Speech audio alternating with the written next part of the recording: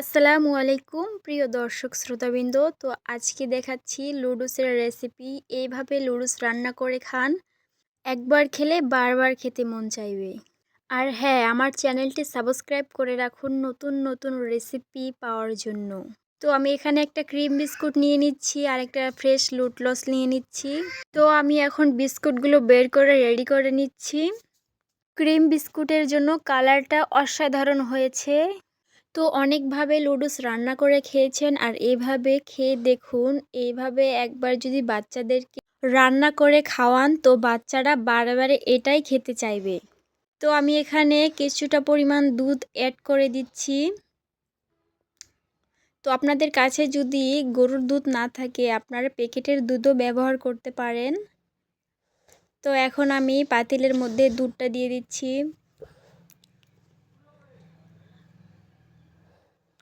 তো আপনারা যদি কেউ চিনি খান এর সাথে, যে বেশি মিষ্টি খাইতে চান, তাহলে আপনারা চিনি দিয়েও খাইতে পারেন। তো আমি এখানে চিনি দিচ্ছি না, কারণ দুধের মিষ্টি আবার বিস্কিটের কিছুটা মিষ্টি। তো আমি এখানে সব কিছু দিয়ে দিলাম। তো এখানে আর কিছুটা পানি দিয়ে দিচ্ছি। তো এখন চুলায় বসিয়ে দিলাম, এখানে কিছুটা পরিমাণ লবণ দিয়ে দিলাম।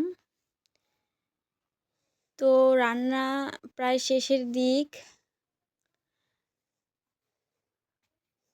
বিস্কুটটা গলে গেছে, তার জন্য কালারটা অনেকটা সুন্দর হয়েছে। তো দেখতে পারতেছেন কত সুন্দর হয়েছে, খেতে অসাধারণ স্বাদ।